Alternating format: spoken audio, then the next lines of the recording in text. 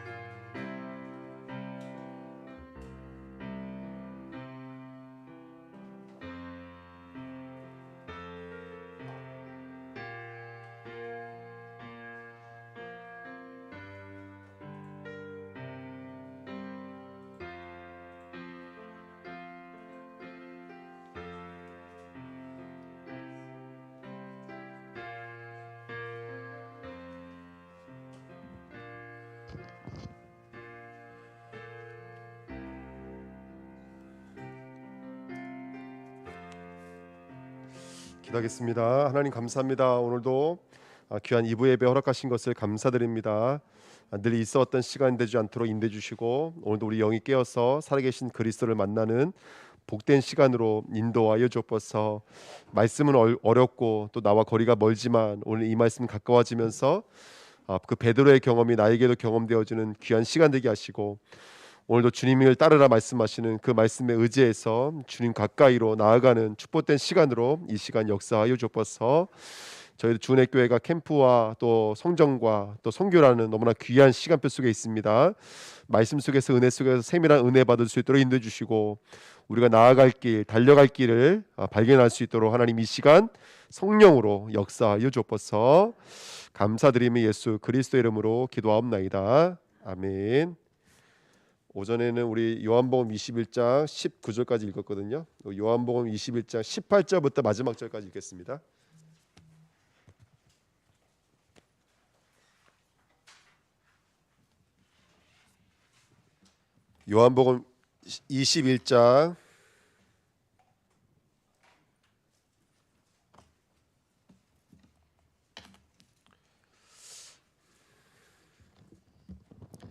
요한복음 21장 18절부터요.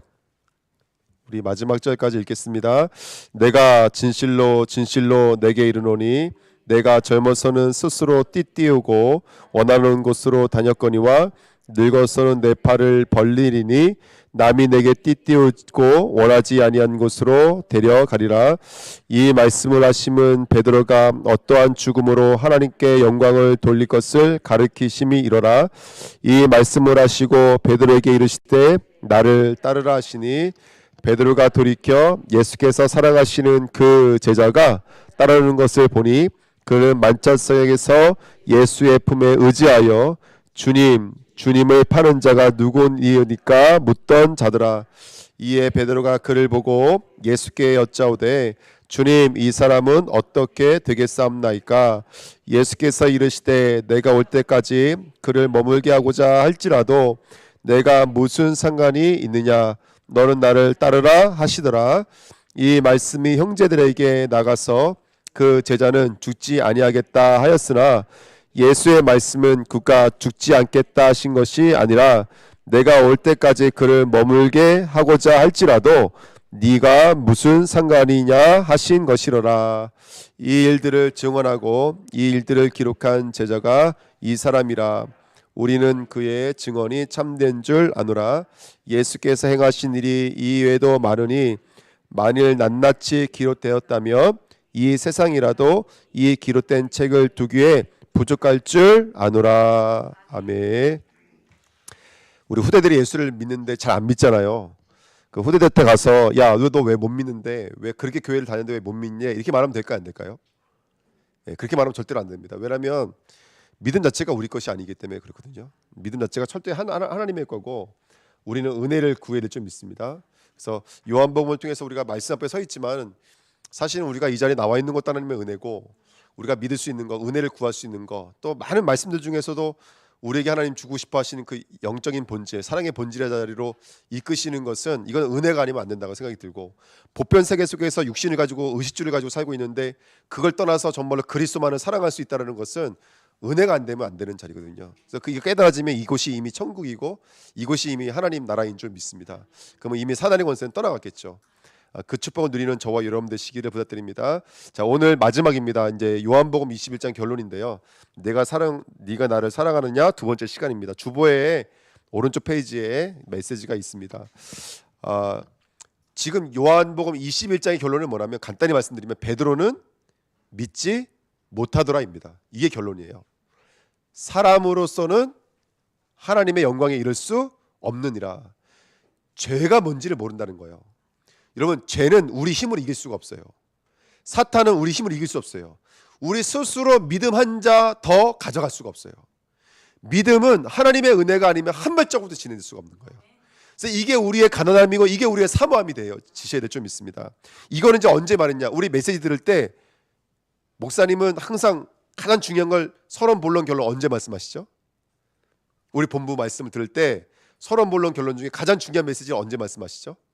서론에 말씀하세요. 요한복음 1장으로 한번 가보실게요. 이미 이거를 요한복음 1장에 말씀을 주셨어요. 이제 베드로의 영적인 상태가 믿을 수 없는 상태구나라고 이미 1장에 말씀해 주셨어요. 요한복음 1장에 가보실게요. 요한복음 1장입니다. 1절부터 5절까지 같이 읽겠습니다. 태초에 말씀이 계시니라. 이 말씀이 하나님과 함께 계셨으니 이 말씀은 곧 하나님이시니라. 그가 태초에 하나님과 함께 계셨고 만물이 그로 말미암아 지은 바 되었으니 지은 것이 하나도 그가 없이는 된 것이 없느니라. 그 안에 생명이 있었으니 이 생명은 사람들의 빛이라. 빛이 어둠에 빛이 돼 어둠이 깨닫지 못하더라. 아멘. 이게 요한복음의 결론이에요. 자, 지금 여기 태초에 말씀이 계신데 이 말씀이 누구시죠? 이 말씀이 그리스도잖아요. 그 말씀이 누구와 함께 계셨어요? 하나님과 함께 계셨던 분은 이 땅에 한 분밖에 안 계세요. 예수님밖에 없어요. 하나님과 함께 계셨던 말씀은 예수님이세요. 이 말씀은 곧 누구시라고 그러고요? 곧 하나님이세요. 그래서 삼위일체예요. 원래 하나님이신데 구원을 위해서 사람의 몸을 입고 오신 분은 예수님인 줄 믿습니다. 2절, 그가 태초에 누가 함께 계셨고요? 하나님과 계셨고, 그러니까 하나님의 뜻을 온전함으로 갖고 있을 수 있는 분은 예수님밖에 없어요. 그리고 3절 보세요. 만물이 그로 말미암아 지은 바 되었으니, 만물의 창조 속에 함께 하셨던 분이 누구라고요? 그리스도라고요. 더 적극적으로 말하면 그 만물이 누구에 의해서 움직이도록 되어 있어요? 그리스도에 의해서 움직이도록 있어요. 눈으로 볼 때는 삼성에 의해서 움직이는 것 같고 현대에 의해서 움직이는 것 같아요. 현대차가 이번에 저기 인도네시아로 진출했다 그러더라고요. 이게 얼마나 큰 말이라면 동남아의 차들은요 일본이 다 잡고 있었대요. 70%가 일본이 붙잡고 있었대요. 근데 이제 요즘에 전기차가 대세를 이루면서 현대차가 이제 들어가기 시작한 거예요. 그만큼 전 세계적으로 그 한국이 갖고 있는 이 차의 기능이 그만큼 대단해졌다는 뜻이거든요. 그러니까 이게 얼마나 참 감사한 일이에요. 그러니까 눈으로 볼 때는 그런 대기업들이, 정치들이 문화와 사상과 철학이 움직이는 것 같지만 하나님 보실 때는 우주 만물은요 그리스도에 의해서 움직이고 있는 줄 믿습니다. 아멘.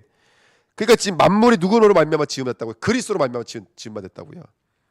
근데 4절에 보시면 그 안에 생명이 있었으니 이 생명은 사람들의 빛이라. 근데 5절에 보시면 빛이 어둠에 빛이 돼 어둠에 깨달아요, 못 깨달아요?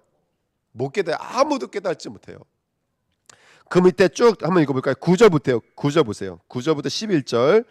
참빛 곧 세상에 와서 갓 사람에게 비추는 빛이 있었나니 그가 세상에 계셨으며 세상은 그로 말미암아 지은 바 되었으되 세상에 그를 알지 못하였고 자기 땅에 오매 자기 백성이 영접하지 아니하였으나. 아멘. 자기 땅에 오매, 이 땅의 주인이 누구시냐면 예수님이세요. 이 땅을 지으시고 이 땅을 운영하시는 분이 하나님이신 예수님이세요. 말씀이신 예수님이세요. 빛은, 우리가 알고 있는 빛은 태양빛이잖아요. 햇빛이잖아요. 근데 계시록에 있는 말씀처럼 나중에는 누가 비친다 그랬어요? 그리스도가 비칠 때는 햇빛이 있을 때가 없다 그랬어요. 어떻게 보면 진짜 빛은, 우리에게 생명력을 주시는 진짜 빛은 그리스도예요. 우리가 알고 있는 햇빛은 그 그리스도를 알려주기 위해서 계시로, 상징으로, 어저께 우리 목사님 말씀하셨던 것처럼 사인으로 주신 거예요. 진짜 빛이 무엇인지를 알아먹으라고 사인으로 주신 거예요. 근데 그 빛이 이 땅에 왔는데 영접해요, 안 영접해요? 아무도 들어오세요라고 영접하는 사람이 없더라는 거예요. 이게 지금 베드로의 상태인 거예요. 베드로 요한복음 21장에 네가 나를 사랑하느냐? 죄송해요, 사랑할 수 없네요 라고 고백하는 베드로의 모습 보면서 아, 그렇구나, 이건 사람의 힘으로는 안 되는 일이구나, 이건 인간의 힘으로 되는 일이 안 되는구나 깨닫는 거예요. 그런데 12절 말씀이 나타나는 거예요. 12절 읽어보실게요. 시작.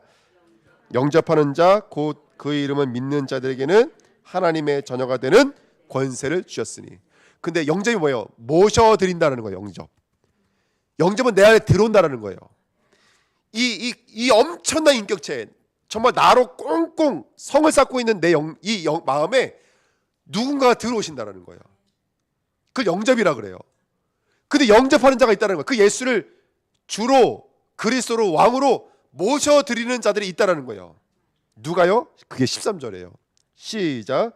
이는 혈통으로나 육정으로나 사람의 뜻으로 나지 아니하고 오직 하나님께로부터 난 자들이라. 하나님께로부터 난 자들이 예수님을 영접하기 시작하더라는 거예요. 이게 신기하지 않으세요, 여러분들? 이게 사람의 힘으로 되는 일이 아니잖아요. 이게 사람의 힘으로 되는 것이 아닙니다. 이게 진짜 하나님의 은혜고 하나님의 축복인 줄 믿습니다. 여러분, 우리가 이 자리에 교회 예배 나와 있어요. 이거 내 힘으로 나온 거 아닙니다. 우리 예수를 믿는 거, 기도하는 거, 이거 내 힘으로 믿는 거 아니에요. 정말로 그래요. 포럼이라든지 대표 기도라든지 이렇게 보면서 뭘 느끼냐면 그거 하나님이 하시는 거더라고요. 하나님의 음성이고 하나님 우리에게 주신 사인이에요. 그래서 제가 어떤 생각이 드냐면 우리 지금 일부만 대표 기도하지 마시고 일부 예배 대표 기도하신 분이 2부 예배도 똑같이 대표 기도하셔요. 할렐루야, 아멘. 찬양도 똑같이 하시고요, 똑같이 반주하시고 똑같이 하셔서 똑같이 예배를 드렸으면 좋겠습니다. 2부 예배가 약신 예배가 되지 않았으면 좋겠어요. 똑같은 예배가 됐으면 좋겠습니다. 똑같은 예배위원회 예배 섬겨주시고요, 똑같이 예배 드릴 수 있었으면 좋겠어요. 그래서 한번 예배위원들이 이걸 광고해 주시고 계속 말씀해 주셔서 다음 주부터는 2부 예배도 동일한 예배라는 사실을 놓치지 않도록 함께 기도해 주시기 부탁드립니다. 그 조희연 성도님이 우리 교회 새로 오셨잖아요. 예. 근데 제가 이제 조희연 성도님이랑 그때 오셨을 때 우리 강제로 이제 얼로 소환했나면 당구장으로 소환해서 예. 그래서 이제 당구장이 있는데 조희연 선생님이 이렇게 말씀하시는 거예요. 2부 예배가 뭐냐고 물어보시더라고요. 1부 예배는 뭐고 2부 예배는 뭐냐고 물어보시더라고요. 근데 이제 큰 교회는 여러분 아시다시피 1부 예배, 2부 예배, 3부 예배, 7부까지 예배 뭐 그렇게 드리는 교회가 있거든요. 그럼 가보면 1부 예배나 2부 예배나 3부 예배나 메시지가 어때요? 같아요, 큰 교회들은. 근데 우리들의 개념은 우리는 1부 예배가 오전 예배고 그 큰 교회가 드리고 있는 1부, 2부, 3부, 4부, 5부, 7부 예배가 1부 예배, 오전 예배고 오후 예배는 원래는 무슨 예배였어요? 원래 옛날로 말하면 저녁에 드리는 예배였는데 요즘에는 이제 빨리 집에 가셔야 되니까 쭉 끌어당겨가지고 예수님 좀 빨리 오세요, 아니면 좀 더 이따 가세요, 점심 나중에 드시고 하면서 그거를 땡겨 들어가지고 이제 지금 오후 1시에 드리고 있는 거잖아요. 그러니까 우리가 1부 예배, 2부 예배 그러니까 조인 성도님은 1부에 오전에 들어도 괜찮고 오후 1시에 들어도 상관없는 나라고 생각을 하신 거예요. 예. 상관없습니다, 여러분들. 예. 중요한 건 뭐냐면 근데 어쨌든 2부 예배가 야신 예배가 되면 안 된다는 거예요. 그러니까 앞으로 우리 교회가 이제 그 저를 위로하시려고 어떤 선교사님이 편지를 보냈었어요, 저한테. 아, 목사님 걱정하지 마십시오, 100만 유튜브 가게 될 줄 믿습니다 하고 100만 유튜브 가자 하고 이제 그게 써놨더라고요. 그래서 제가 100만 유튜버 가자 될 줄 믿습니다 하고 이제 답장을 보내드렸는데 저도 웃고 그분도 웃고 그 절대 될 일이 없죠, 여러분들. 근데 앞으로 100만 유튜브는 아니더라도 한 50명 유튜브 되지 않을까 생각을 하고 있거든요. 네. 난 강준성 목사님 이해가 안 돼요. 왜 남의 교회 와서 왜 남의 유튜브를 홍보하고 하시는지 난 그건 진짜 이해가 안 돼요. 그 서울주내교회 우리보다 유튜브 훨씬 많이 봐요. 거기 한 번 예배 드리면요, 고은여서 말씀하시더라고요. 우리 3주치를 본다 그러더라고요, 한 번 유튜브에. 그 왜 우리 교회 와서 왜 홍보하는지 모르겠어요. 우리 교회나 홍보해 주시지. 뭐 차별 대화하고 있어요, 그분은. 난 그분을 안 친하게 지내니까요, 정말로. 난 그분을 미워해요. 난 그분 밑에 있으면서 덕봉이 하나도 없어요, 정말로. 난 그분이 정말 싫어요. 근데 어쨌든 중요한 건 뭐냐면 1부 예배나 2부 예배나 동일한 은혜가 있었으면 좋겠습니다. 근데 어쨌든 중요한 건 뭐냐면 이 시간에 말씀 주시는 것도, 기도할 때 그렇게 하늘과 땅이 통일되어지는 것도, 찬양할 때 흑암의 권세가 무너지는 것도 예산 일은 아니라는 거예요. 느끼셔야 된다는 거예요. 하나님 지금 우리 곁에 와 계시고 예수님 지금 우리 마음속에 와 계신 그 예수님을 경험하고 체험하신다는 거예요. 그 예배가 되셔야 된다는 거예요. 그 하나님을 경험하시는 저와 여러분 되시길 부탁드립니다. 그게 1번이었어요. 그래서 우리는 어둠의 상태였어요. 우리 어둠의 상태예요. 스스로는 절대로 빛을 받아들일 수가 없어요. 그 주님이 강제적으로 내 마음의 문을 열고 들어오신 거예요. 그걸 침노라고 말씀드렸죠. 그래서 우리가 믿는 것은요, 내가 믿을게 해서 온 것 같지만 사실은 나중에 경험하시고 나시면 아실 거예요. 주님이 내게 들어오셨다는 사실을 알게 되실 거예요. 주님이 나를 이끌으셨다는 것을 우리는 알게 될 거예요. 그래서 신앙은 은혜가 아니면 아무것도 안 돼요. 모든 것이 하나님의 은혜예요.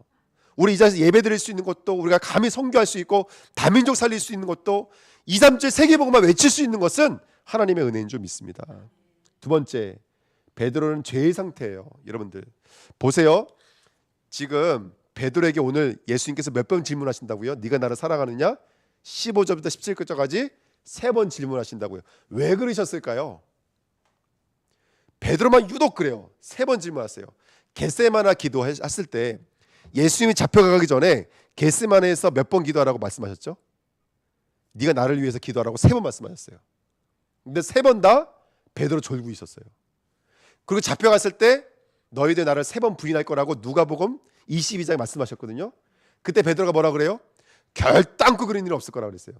근데 보란 듯이 닭 울기 전에 예수님 3번 부인했어요. 거기다 사도행전 10장에 가보면요, 하나님 예수님께서 보자기를 내려놓으시고 그 보자기 안에 온갖 부정한 짐들을 담아 놓으셨어요. 베드로에게 먹으라 말씀하신다니까요. 근데 베드로가 뭐라 그래요? 속되고 부정한 것은 난 먹을 수 없습니다. 3번 부인해요. 그리고 오늘 똑같은 장면이에요. 네가 나를 사랑하느냐? 3번 물어보신다는 거예요. 히브리 사람들에게 숫자는요 굉장히 의미가 있어요. 이거는 좀 어려운 게 있어서 말씀을 못 드리는데, 숫자는 히브리 사람들에게는요 단어였어요. 옛날에는 알파벳 숫자라는 게 없었어요. 숫자가 자체가 단어였어요. 히브리 사람들에게는. 그 숫자에도 굉장히 의미가 있습니다. 근데 숫자는 히브리 사람들에게 1번 보세요. 2번에 1번 보시면 이 3번이라는 숫자 3은요 일단은 삼위일체를 의미해요. 두 번째는 완전하다라는 것을 의미해요. 숫자 3은 완전하다. 세 번째는 부활하셨잖아요. 그러니까 숫자 3은 부활을 상징해요. 그 다음에 하늘, 3층천이잖아요. 하늘을 상징해요. 그리고 단면으로 보는 것을 3면으로 보는 거예요. 그래서 입체적인 것을 상징해요. 그래서 이 말씀을 가지고 오늘 베드로에게 이렇게 말씀하시는 것을 대입해 보면 어떤 의미가 되냐면, 인간은 하나님 앞에서는 뭐다라고요? 절대 불가능이구나. 이게 숫자 3이 의미하는 거예요. 할렐루야. 예, 이걸 공부하면 한도 끝도 없어요. 여러분 마태복음 1장에 보면은 지파수, 연대수를 14수로 말해요. 근데 원래 이스라엘 족보가 14 아니에요. 그것은 다윗이라는 이름의 자음자를 나열해 놓으면 숫자가 14가 나와요. 그래서 다윗을 공격하기 위해서, 다윗을 깨뜨리기 위해서 14라는 수를 대입을 한 거예요. 그러니까 다윗의 능력으로 이스라엘 그리스도가 오신 것이 아니라 그리스도의 능력으로 이스라엘을 보존했다는 것을 말씀하기 위해서 이런 것들이 있는 거예요. 그러니까 이런 원래 의미가 있는데 이것도 너무 어렵고 우리는 문자적으로 너무 거리가 머니까 이것도 말씀을 다 안 하는 거예요. 근데 어쨌든 중요한 건 뭐냐면, 어쨌든 숫자 3을 가지고 오늘 3세판 계속 하시잖아요. 예수님과 3세판 하시잖아요. 그것은 너가 나띵이라는 사실을 알려주기 위함인 거예요. 예수님과 하나님과 야곱이 씨름하듯이 베드로와 예수님 지금 씨름하고 있는 거예요. 그래서 계속해서 베드로를 넘어뜨리고 계신 거예요. 예수님께서. 운동 같은 거 해보신 적 있어요? 전 태권도를 배웠는데, 제가 다녔던 학원이 제가 잘못 들어가서 태권도 학원에 들어갔는데 유도 학원을 들어간 거예요. 그러니까 태권도 도장 원장님이 태권도를 가르치는데 맨날 태권도 10분 가르쳐주고 50분은 뭐 하냐면 유도를 배웠어요.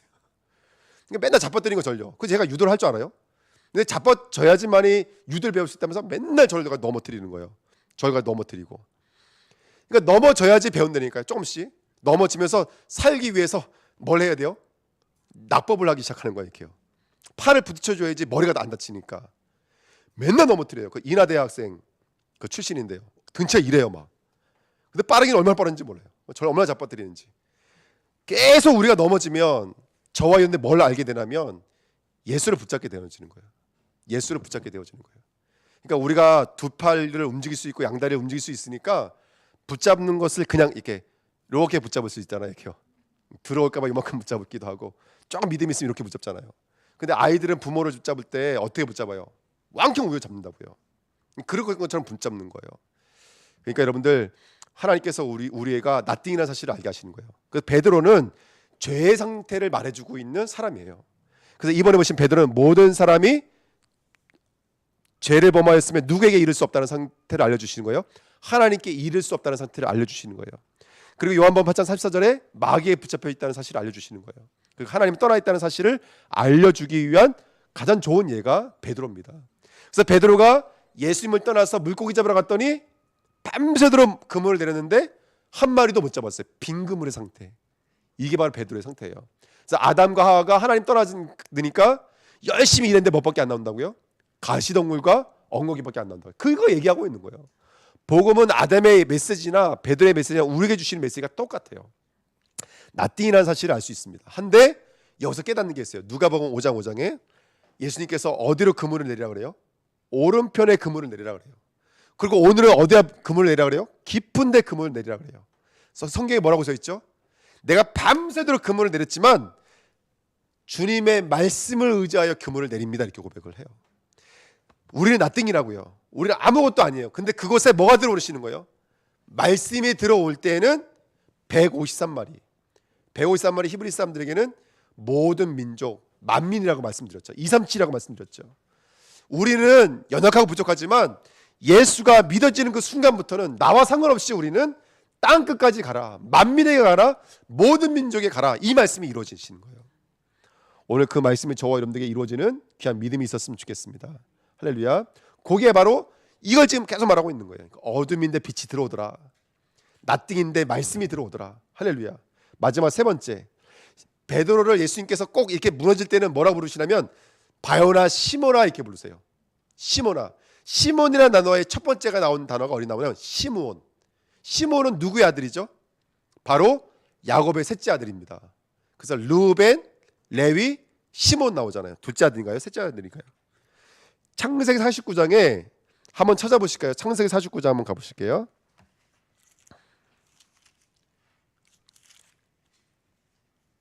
창세기 49장 5절부터 7절 말씀. 이게 시몬이 앞으로 이런 모습으로 살 거다라고 말씀해 주셨어요. 그러니까 시몬아 말할 때는 예수님께서 뭔가 의도된 바가 있는 거예요. 왜냐하면 유대인들은 창세기를 외우고 있었거든요. 시몬이 이런 삶이야 라고 말씀해 주시는 거예요. 49장 피셨나요? 5절부터 7절까지 같이 읽겠습니다. 시몬과 레이는 형제여 그의 칼은 폭력의 도구로다. 네오나 그들의 모의에 상관하지 말지어다. 내 영광아 그들의 집회에 참여하지 말지어다. 그들이 그들의 분노대로 사람을 죽이고 그들의 혈기대로 소의 발목 힘줄을 끊었음이로다. 그 노여움이 혹독하니 저주를 받을 것이요 분기가 맹렬하니 저주를 받을 것이라. 내가 그들의 야곱 중에서 나누며 이스라엘 중에서 흩으리로다. 아멘. 그 시몬의 의미하는 바가 뭐냐면 저주받아서 흩어진다는 뜻이에요. 시몬의. 그래서 시몬의 뜻이 뭐냐면 광야, 흩어지다, 사막, 황무지 이런 뜻입니다. 다시 말하면 베드로는 그리스도가 없으면 영원히 흩어질 수밖에 없는 거예요. 여러분 우리 생각과 마음이 하나가 돼야 돼요. 근데 왜 우리가 갈등할 때는 뭐 때문에 갈등하죠? 이거 사야 될까? 저거 사야 될까? 고민하니까 갈등하는 거예요.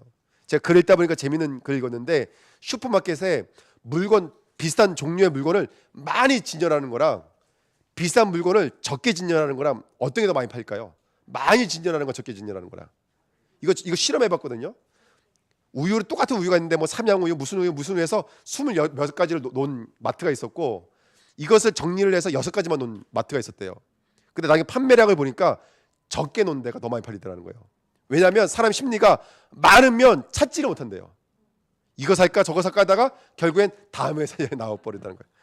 이게 흩어진 상태예요. 우리가 네가 이것들보다 나를 더 사랑하느냐, 이 사람도 나를 더 사랑하느냐, 이 말은 베드로 영적인 상태가 흩어져 있는 상태인 거예요. 사랑할 수가 없어요. 하나님을 사랑할 수가 없어요. 왜냐하면 하나님이 하나가 안 되어 있기 때문에. 그래서 이걸 알려주기 위해서 오늘 22장 이상한 말씀이 있는 거예요. 22절 요한복음 21장을 돌아오셔서 22절 말씀 한번 읽어볼까요? 재밌는 말이 결론에 있어요. 왜 이런 말이 있을까요? 그래서 이 말 때문에 신학자들이 요한복음 21장은 요한복음이 아니라고 말해버렸어요. 요한복음 20장이 요한복음이다. 거기가 끝이다 이렇게 말해버린 거예요. 왜냐하면 22장 이상한 말이 있으니까. 왜냐하면 사람은 이게 이 땅의 기준으로 이해가 안 돼요.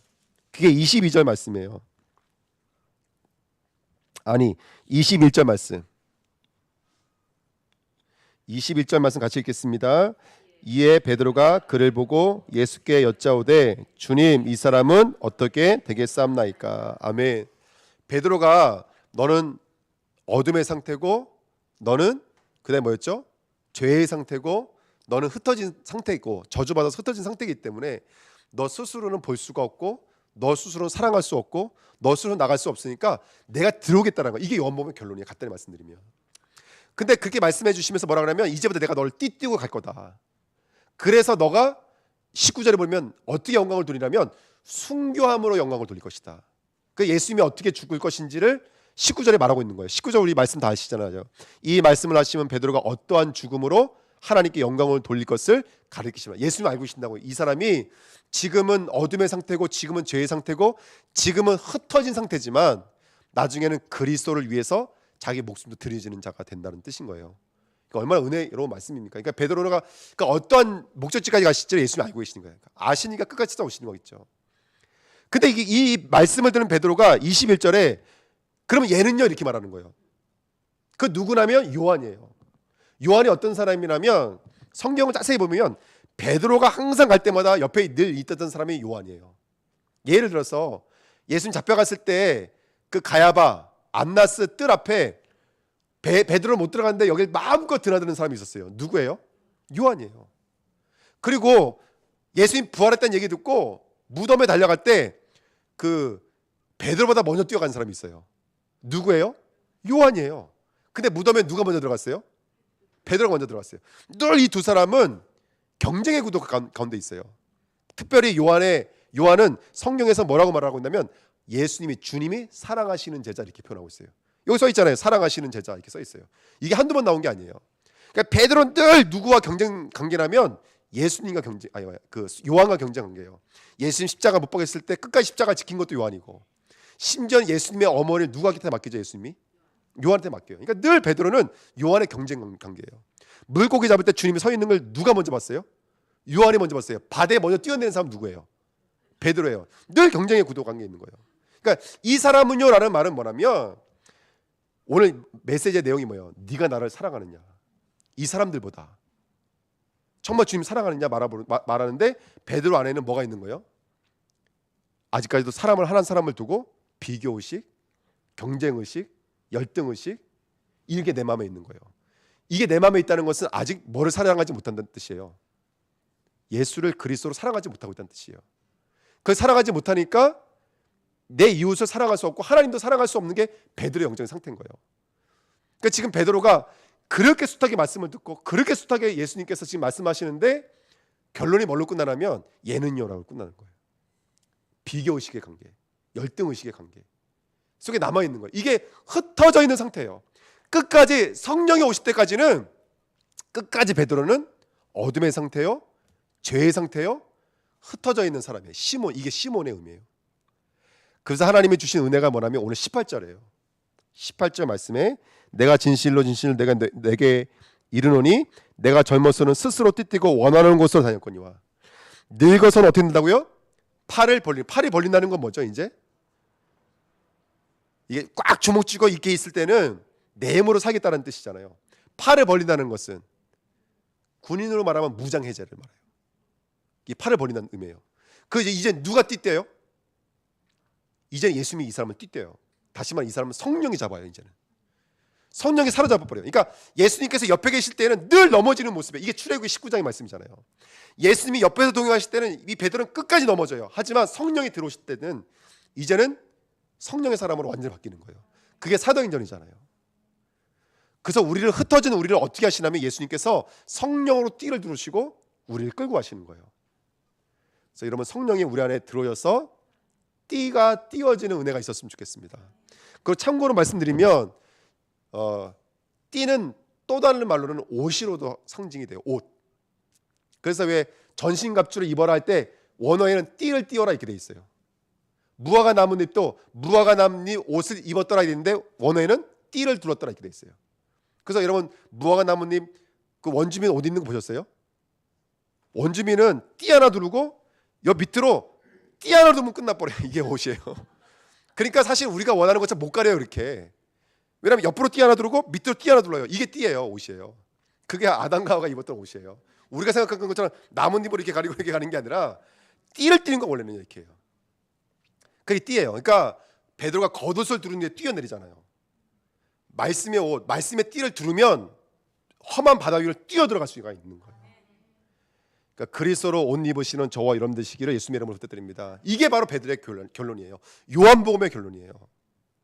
우리는 흔들려요. 우리 집사님 아까 오셔서 저기 우리 세진이가 사춘기라고 집사님 말씀하시더라고요. 근데 사춘기라고 집사님 놓으실 건 아니잖아요. 끝까지 그래도 엄마지. 예. 근데 그 사춘기가 강하면 강할수록 우리 자녀들은 훌륭해진다요. 할렐루야. 아멘. 아멘. 저는 좀 살살 왔으면 좋겠는데 예. 요즘에 우리 하나가 사춘기 같다는 말을 많이 듣는데 어쨌든 그렇다요. 근데 중요한 건 뭐냐면 우리가 지금이 힘들고 어렵지만 어둠의 상태가 너무나 치열하고 그다음에 나띵의 상태가 너무나 치열하고 그다음에 흩어져 있는 우리들의 영적인 상태가 너무나 치열하지만 하나님은 성령으로 띠를 두르시고 성령으로 이렇게 찾아와 주셔서 결론의 자리까지 우리 이끄실 줄 믿습니다. 아멘. 그래서 네 번째예요. 이르실 때 결론이 뭐냐면 나를 따르라요. 처음에 만났을 때도 뭐라고 말씀하셨죠? 내가 너를 사람 낳는 어부가 되게 하리라. 나를 따르라. 내가 너를 사람 낳는 어부가 되게 하리라. 오늘 믿음에 대한 본질에 대한 얘기였어요. 사랑은 뭐라고요? 본질의 자리로 가는 거예요. 그게 사랑인 줄 믿습니다. 여러분 예수를 따르는 게 믿음이에요. 그러면 따른다라는 건 뭘까요? 이게 어저께 이제 주가 메시지, 토요 주가 메시지 나왔던 거예요. 따른다라는 게 뭐예요? 흐름을 붙잡는다는 게 뭐예요, 여러분들?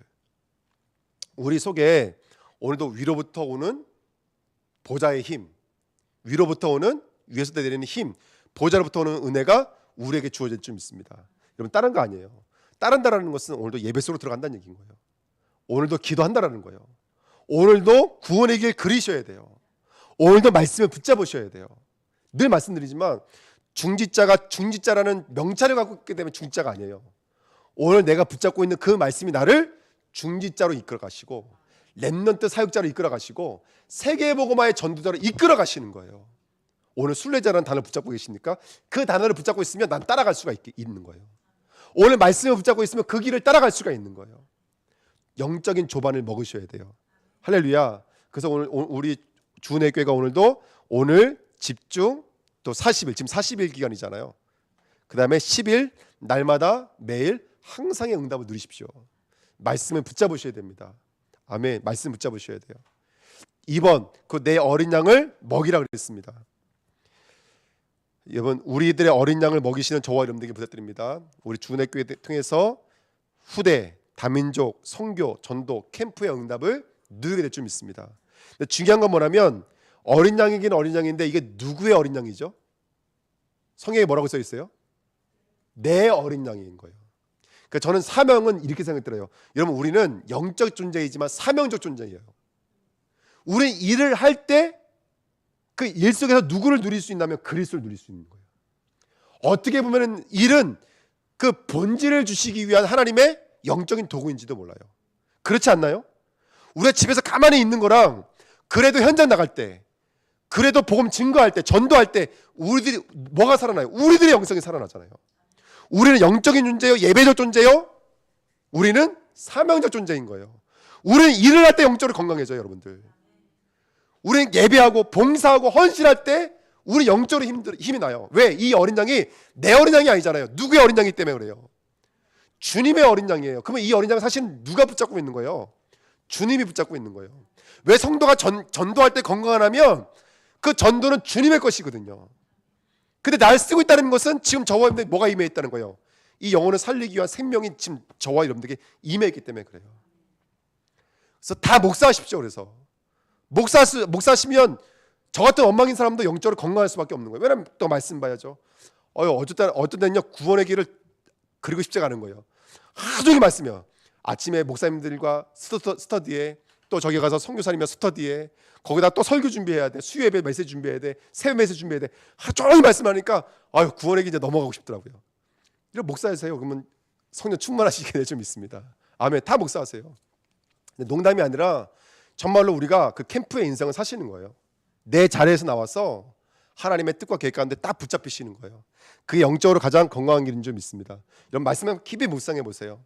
그래서 18절에 내가 너를 데려가리라 말씀하십니다. 나를 따라가리라, 내가 너를 데려가리라, 띠띠우고 데려가리라 라고 말씀하십니다. 그래서 이제는 그리스도께 따라가시고요. 네 번째입니다. 그리고 21절, 24절, 25절에 있는 말씀처럼 증인의 삶을 살게 될 줄 믿습니다. 아멘. 그 응답 누리시기를 부탁드립니다. 우리 말씀드렸지만 우리가 지금 목요일마다 캠프를 가고 있는데 감사한 건 뭐냐면 요번에 이제 아마 오늘 교회 나오셨을 거예요. 근데 우리는 그냥 가서 밥만 먹고 오고 현장만 왔다 갔다 하는 것처럼 보이지만 야, 현장이 그렇게 예비되어져 있고 그렇게 만나지더라고요. 여러분, 한 가족의 교회 등록하는 게 쉬운 게 아니잖아요. 근데 이 캠프의 발걸음을 통해서 그렇게 하는 역사 하시더라고요. 한림에도 또 예비되어져 있는 사람 만나서 같이 좀 예배드리기 시작했고 이게 얼마나 귀한지. 그 내가 원통하더라고 한쪽 마음에.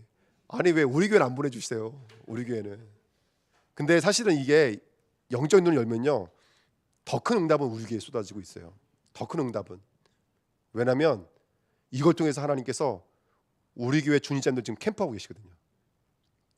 그리고 하나님께서 우리 지금 붙잡고 있는 언약을 다 이끌어 가신다니까요. 캠프, 성전, 그 다음에 우리 후대들, 서밋학교, 다민족, 237 이거 다 응답하세요, 여러분들.